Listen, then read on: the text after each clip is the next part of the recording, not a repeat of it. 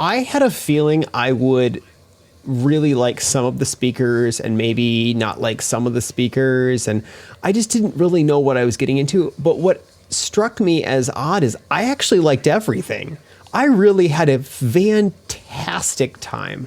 And that was one of the most exciting things to me, is because there weren't any lemons. There wasn't anything there. Like I probably would have gone for another 3 days if it went on for, 6 days or something. Like I had a great time every single day. I don't know about you.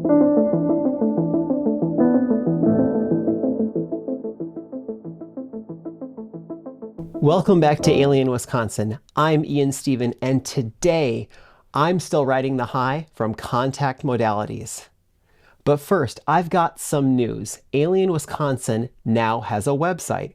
alienwisconsin.com is live, and you'll find episodes, a blog, and news from around the state. But there's one feature in particular that I'm excited to share with you. We now have 90-second audio recordings.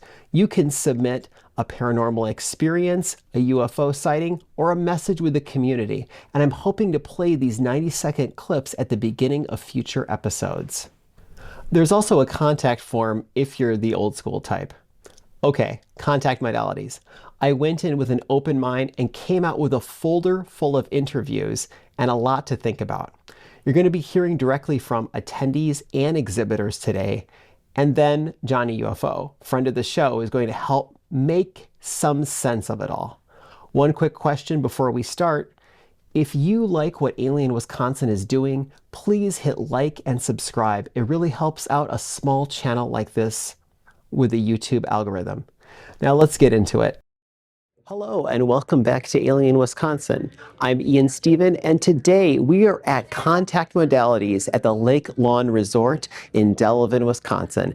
This is the largest 3-day paranormal convention in Wisconsin. It's full of incredible speakers and amazing vendors. I'm Stacy Rose, and we are at Delavan, Wisconsin at the Contact Modalities XPO. Our booth here at Help from Heaven is a podcast, courses, and community where we channel higher consciousness to help you grow spiritually and expand your awareness. Actually, our special for today's expo is live from the Galactic Federation.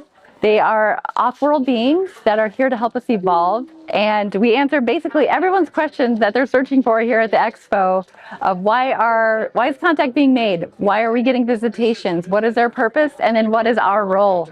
You can call me an intuitive painter or channeled artist. So I do get messages before I create an art, which is mostly for every artist. But it's like, for me, it's very direct. And it comes through me around like maybe in the mornings, or sometimes now it's flowing through me pretty much so you can create fast. And then I will put that on a canvas without knowing what color it would like to be and what the vibe will be until it becomes the piece, like a whole piece, and comes to life. Yeah. I feel like my style came naturally to me because I didn't want it to be somebody else, so I was not influenced by other artists. I wanted to have my own imprint in it, so I pretty much went crazy to do whatever I needed to do by getting my point across. Like as long as I was able to tell the story and the message I was receiving. With my art and information and the channeling, I always get the idea of that the human experience is the biggest paranormal experience you will ever have. My name is Miss Margot. My full name is Margot Ann Victoria Rahel Sanchez Serrati Smith Tyndall Smith Greenberg Jabonowski. I'm with the Saginaw Chippewa tribe of Mount Pleasant, Michigan. I'm known as a seer for my tribe. Every 100 years, there's a person that is chosen, and I'm a chosen one from my tribe as a seer. I have clients from Singapore, Germany, South Africa, Venezuela that call in. I've worked with 3 police departments. One of the things is that everything is handmade here, that pretty much that my husband and I do. We hand make organic goat milk soap that's featured on PBS and Create Channel. Make all the traditional and non-traditional dream catchers. Then we have furs that we get on my res. We also make dream catchers, walking staffs, wood carvings, prayer altars. And so we are here because we want to elaborate and help others to get connected to their spirituality, to their religion, to sense more, to trust more, and to just be open-minded and have fun. So what I do is I guide people to heal themselves of anything physically, emotionally, mentally, everything kind of all weaves together, and doing that by shifting state of consciousness. Usually guide people in a state of trance to basically figure out what's going on behind the scenes and like heal from the inside out. And usually get a feel for what the person needs to work on. They come to me with a list of things they want to work on, but really their soul knows what they need more than what I think they need anyway, or what they think they need. And then it just kind of goes from there. So the questions kind of get them in the door, but then we kind of go for the big things that are holding things in place first. I love the connection with people and all the great presenters, and I really like how like you get all these walks of life. You get people coming from all over the world, and they all tell you the same stuff. You know, like there's a kind of a thread of truth woven through all of it, even though everyone has their own individual experiences. It's a whole lot of the same stuff, and I think it's really beautiful for people to realize, hey, I'm not crazy. Okay, this actually is a thing, and really boils down to then people then trusting themselves and their experiences that they've had, as well as being able to like process, life.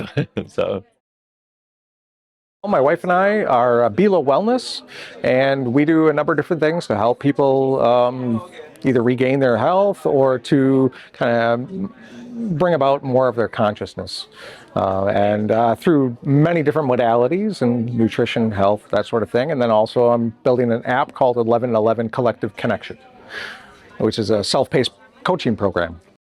It's been really great. Last year was our first exposure as far as an expo of this type. Okay, so more of like a UFO contact, exploration within the mind, that sort of experience. And it's been great. Second year, it's been amazing. I did a spoon bending yesterday, which was fun.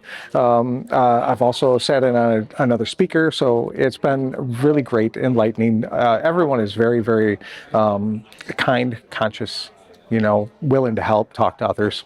I am a practitioner of presence, and I channel with source, universe, and higher self. I help people in front of me remember their original divine blueprint. And I work with the Akashic records as this embodiment layer. How do we embody true self? What does that even look like? And I help guide people in those sessions, as well as retreats, as well as my podcast on sexual healing called Erotic Spirit Podcast. Yes, the Akashic Records is your book of life. It's everything that you've experienced in this lifetime. So when I tune into this space, I help people embody true self. It's one thing to know it, and we know where it came from. We know where the belief systems came from because it's this energetic record of everything in the soul's journey. And then we understand the subconscious, how it works, where we're creating from. We're creating from maybe that subconscious mind, that false belief, and then help people to embody by new experiences. I had a lot of fun. I had so much fun. I wasn't sure what to expect. I came from out of state, and it was well worth the journey. I met a lot of people and deep connections, and getting to know people at such a level that was very soul fulfilling. Good morning, everyone. Thanks for coming out. I'm Zach Screedy. I'm just a normal guy, and I like doing C5 stuff and talking to aliens. So I want to help teach you all how to do it yourselves and hopefully get some good results out of it. So kind of first things first, everyone's got to be on the same page for this. So I'm assuming everyone here has some inclination that there's more than just us out there. And that fair assumption? Yeah. So we'll lean into that. And we're kind of getting into a period now where, the conspiracy theorists got mocked all these years, and that was a big control tactic to use ridicule to make us look like, tinfoil hat wearing weirdos. I don't know where they got that idea.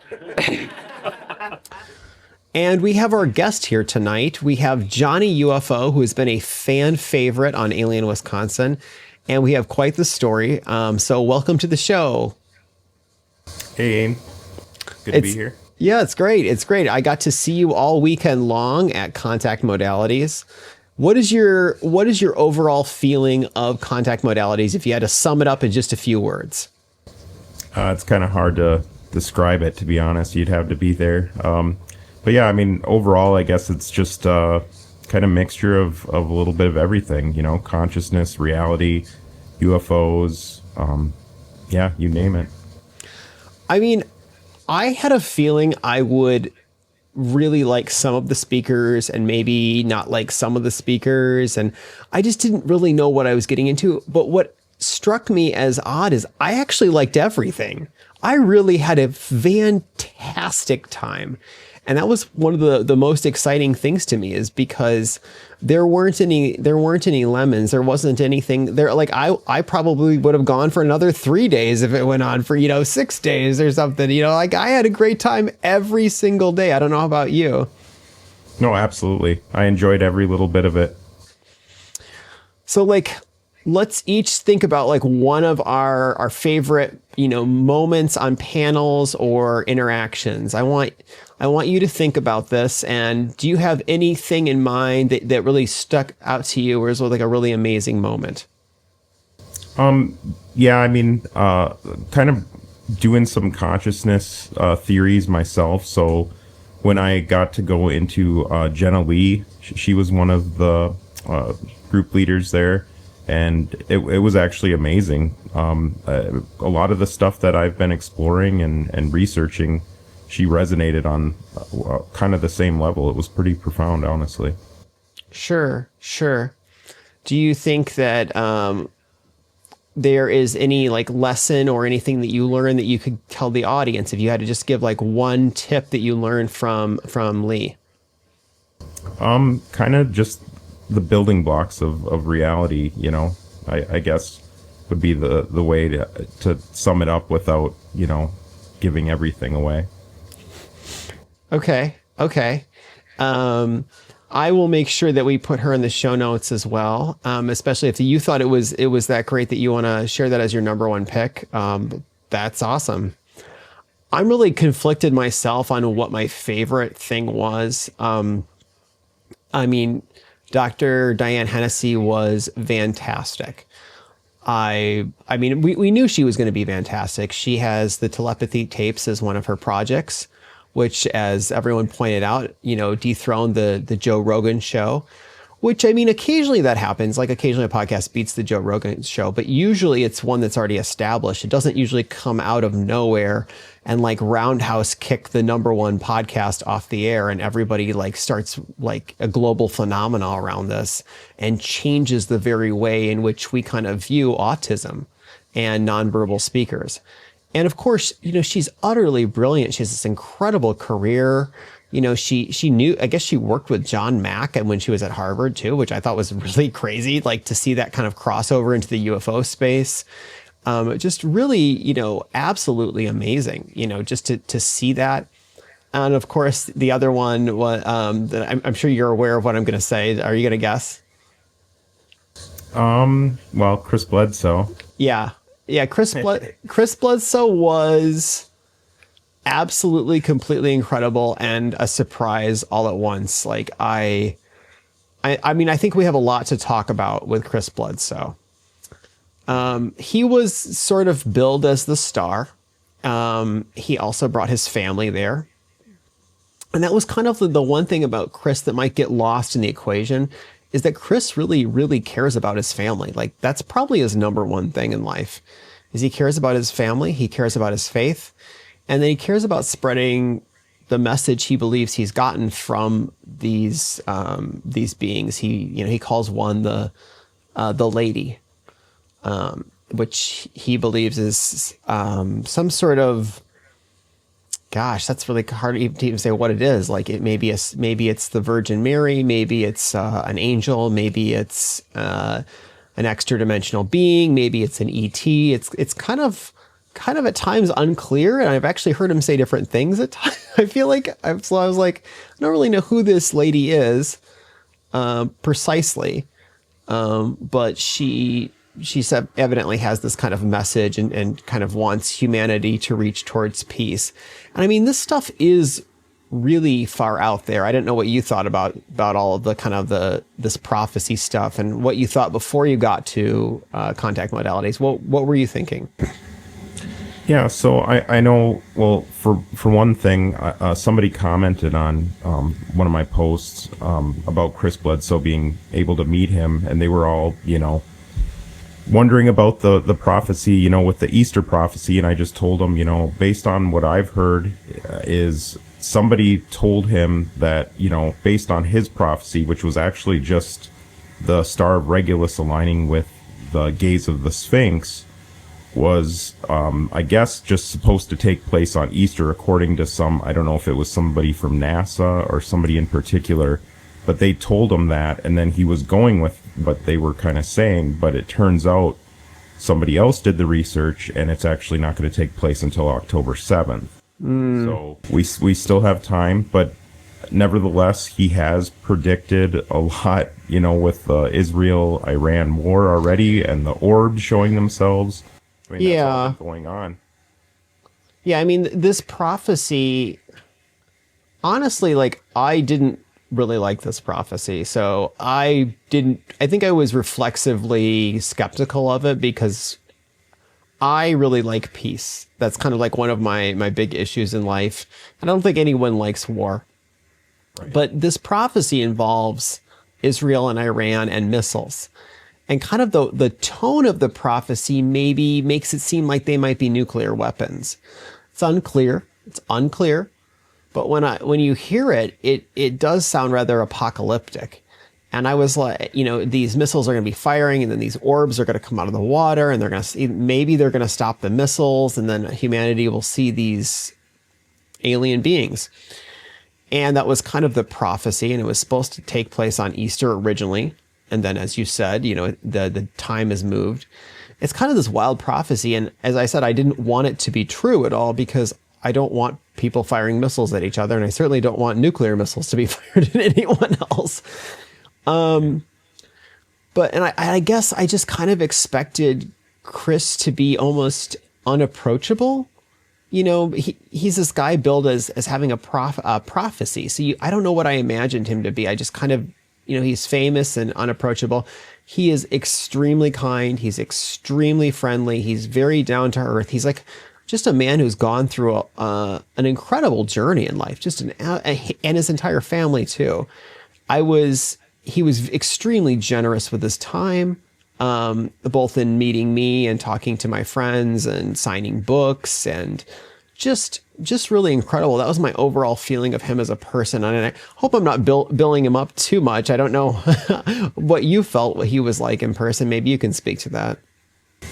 Yeah, no, I mean, I've heard his story on, multiple different podcasts. So, I mean, I was kind of familiar with everything, but seeing him in person, getting a chance to actually meet him, I can honestly say he's a genuine, just a good guy. And he cares about his family so much. You can see that with the way they connect and the way they tell their story in person and all of them together. I've never seen that before, so, it was remarkable to get to, even just shake his hand and yeah. Yeah, he was signing the books, The UFO of God, and that was really amazing too. That whole story is it's something that the UFO community doesn't really have, is some sort of like a strong Christian figure that has kind of a Christian spin on spirituality and aliens. That we just don't really have anyone like him. And I think that there's a lot of people who reject that because they just kind of reject Christianity too. So like they already reject Christianity, and then it just makes it even harder for like a general public or even some people in the UFO community to kind of have that. Although I didn't see that at Contact Modalities, I saw nothing but love for him there. I don't know about what you saw. Oh, absolutely. Yeah. No, everybody was thrilled. I mean, he was definitely the centerpiece of the modalities. I don't want to forget his daughter was there too, Emily, and I got to briefly talk to her. She has a new album out that is inspired by her life with her father and the UFO stories and the alien contact stories. And also it was made with, I got to, she performed the whole album there at Contact Modalities. I got to watch the entire concert.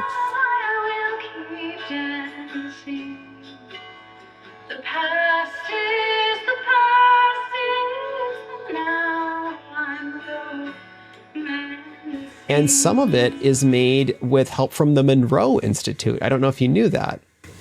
No, actually, I didn't. Yeah, the album, I don't know if it's every track. I think it's most of the tracks. I don't want to get this wrong, but most of the tracks have like the sound person from the Monroe Institute, because both Emily and Chris have been guests at the Monroe Institute.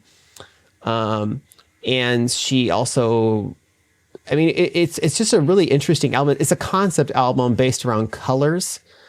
She says she has synesthesia as well. So she has synesthesia, which is essentially are you familiar with it? I don't, maybe you're not. No, actually, I'm not.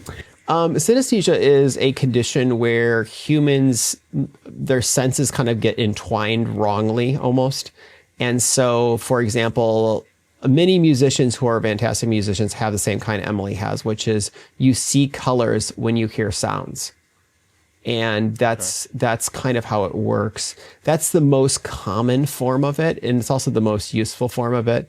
But there's other people who, like, when they read numbers or something, they get tastes in their mouth.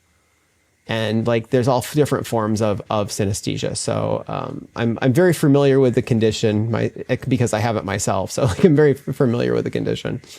Really? Yeah. Yeah, that's new to me. Yeah. It's relatively rare and relatively unhelpful most of the time for people. Like, it's not the most useful thing unless you happen to be a musician. Occasionally it's helpful in mathematics too, the ones that can do the even and odds or do the mathematics with their senses too. So occasionally that's helpful. But yeah, Emily was fantastic. She evidently was going to be performing on an off-Broadway play or an off-Broadway performance. She got her big break right out of college. She got, I mean, that's about as good as it gets for a musician, a vocalist, getting to be in an off-Broadway production. She's ready to get on stage, and COVID shuts down New York. And it's kind of heartbreaking if you think about it.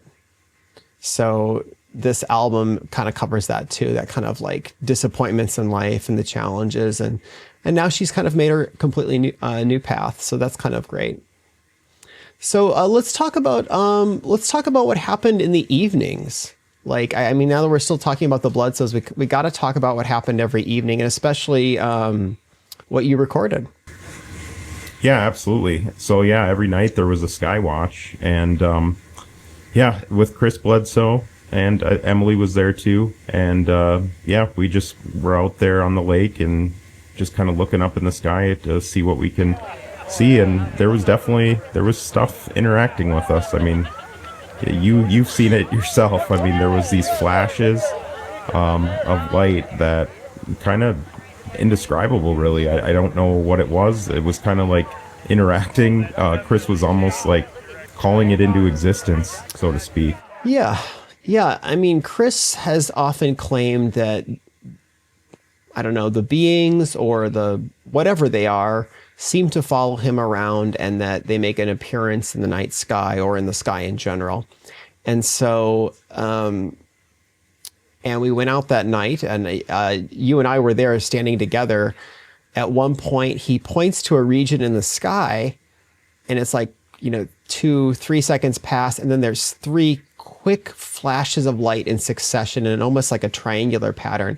And I had never seen anything like that at like a skywatch event, like that someone could call it out, point, and it happens. I thought that was, I mean, it was kind of surprising, honestly. Like I was really surprised. I'd never seen that kind of behavior before.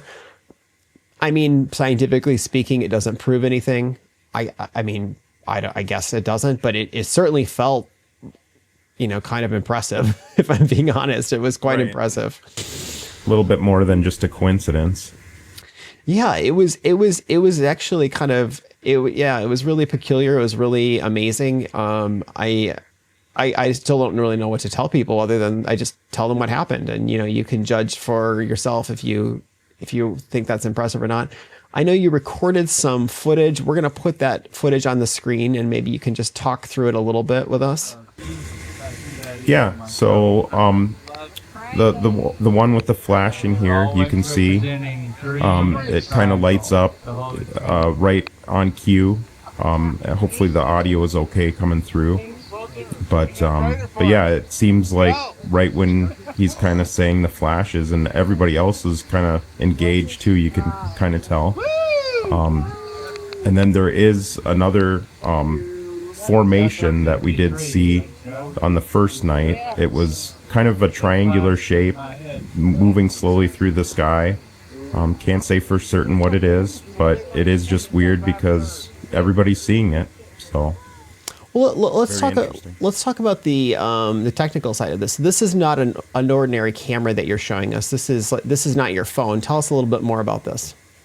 Yeah, so I'm using the Psionics Aurora Pro, and I believe I didn't really realize this. You kind of enlightened me on the fact that Chris Bledsoe is actually a sponsor of Psionics and promotes them for being able to see these orbs. And yeah, it's a great camera. That's kind of the whole reason why I ended up going with it, because you can just see these things, yeah, in the night sky very, very clearly. It's some sort of a night vision camera, to be specific. Right. Digital night vision, yes. Digital night vision. Yeah, I had actually never used one until that night when I got to borrow yours, and I was impressed because the amount of stars you can see in the sky is wildly impressive compared to what your naked eye can see. I mean, you know, I knew there was more out there, but it was just really kind of shocking to see it in real time. Yes, absolutely. Yeah, I mean, it was a really weird night, you know. I mean, I don't know if I'll keep this or not in the show, but I mean, there was a moment where I was talking to you. I don't know if you remember this. And we were just, it's been a long day and we were kind of telling jokes about each other. And I was joking about you getting your hat signed by Chris Bledsoe. I don't know if do you remember this? Yeah, I do. So like I joke about getting your hat signed by Chris Bledsoe, and then I count, then like in literally 5 seconds, not even more, what happens is Chris Bledsoe's assistant comes by and gives me one of the Chris Bledsoe hats that he has. And it was really weird that because I didn't even know who, I mean, this guy runs up, it's very dark, right? This person just runs up to me and I'm like, and then I realize it's Chris's assistant, and then he's handing me this hat and I'm like, wait, what's happening? And I was like, wait, did I just, what? And it was really peculiar. And he was out of earshot too. So that's what made it really weird. And I was a little weirded out from that. I thought it was cool, but it was not expected. So, you know, that was one of the weird moments that happened at Contact Modalities. You know, all sorts of strange things were happening there. So she was demonstrating like the telepathy, I guess, that I guess we're all capable of as human beings, that she's seen kind of, you know, through the autistic children. She actually has an autistic child named Lidu, and they've been working with Dr. Diane Hennessy from time to time as well. And yeah, and they were just showing their experimentation for the crowd, and just kind of proving it that it's very real. Yeah, she covered her eyes, so she first actually taped her eyes shut. Okay. And then put 2 pirate patches over that, and then a sleeping mask, and then another huge mask on top of that. I mean, it was a little overkill, but she just wanted to make it like known that there's absolutely no way that she could be looking through. Sure. So it's like, how do you explain that? And people would just randomly pick cards, you know, from the guy that was going around.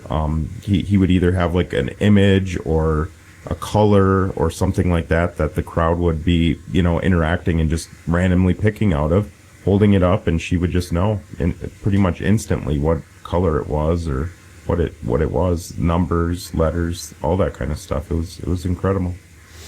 So I mean, yeah, that particular event I wasn't able to attend. I had another obligation, another event I had to go to. But I know a criticism has been waged online by many people on Twitter, especially UFO Twitter, that maybe it's not real. I wasn't there. Do you feel like it was convincing? Did you have any doubts after watching that presentation? No, not really. I mean, like I said, it was kind of just something that you can't really pick apart. You know what I mean? Sure. As easily as, some other things. There wasn't any cues or anything that she could be really receiving. So it's like, how would that be explained? Yeah, I mean, I think when I first started working on learning about the UFO issue, I had kind of largely dismissed, I guess, what I would describe as psychic phenomena. Like, there's not a great word for it, humans with mental abilities, things like that. I kind of dismissed it all. And over time, I've come around on this issue just because there's just so much little evidence that I've seen that's just so confounding. Like, it just feels like it's impossible that there's nothing to it, that there is something to all of this, and just ignoring it is just kind of putting your head in the sand, if that makes sense. Yeah, no, absolutely.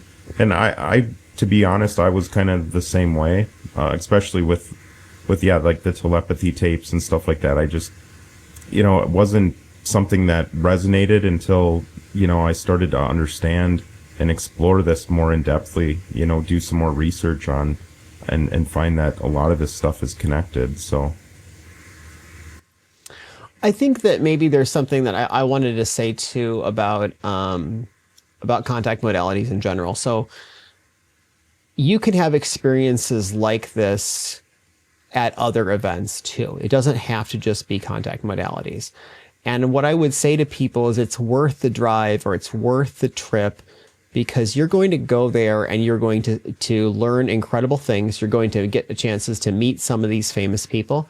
But even more importantly than meeting the famous people is you're going to be making a ton of friends. This weekend alone, I met like 17 people, including, fans of Alien Wisconsin. I was even invited to a wedding. It was just wild. I was like, I have never been this popular in my life. I don't know what's happening. Like, the community in general, in the greater paranormal community is incredibly friendly. It's incredibly supportive. It's incredibly loyal to you. So I would just say, like, these kind of events are a great time to have. And, when you're an adult, sometimes it can be hard to make friends, but this might be one of the rare exceptions of a place and that you as an adult can make genuine, new lifelong friends. And I think that's just an incredible experience in and of itself. Yeah, I'm right along there with you. I mean, I met a guy right off the bat, the very first, thing that kicked it all off, the whole ceremony. And, sat right next to me. He was from Chicago and introduced himself, shared some of his experiences that were really profound. And then I also met an older couple. One of the guys, his name was Mike, and he actually lived just 30 minutes north of me, and shared some pretty profound information. And yeah, like I said, it's just, you never know who you're going to meet there and interact with. And I'm hoping, like, if down the road I can connect with them again and just share more information and just connect in, great ways like that. Yeah, I mean, one of the nice things about this this group of people is that you end up forming communities, like little small communities. It sounds like you're kind of in the process of maybe forming a community of yourself. Maybe you can talk a little bit about that. Yeah. So actually I was kind of thinking about doing like, just like a local group, like at the library or something.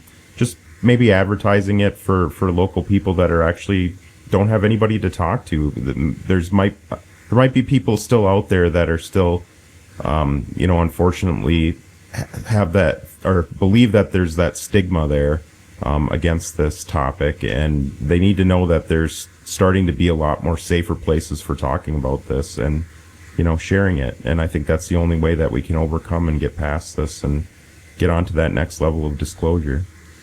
Yeah, I couldn't agree more. I think it's really essential that, I mean, it's really fun to watch UFO movies or documentaries or read books or talk with people online.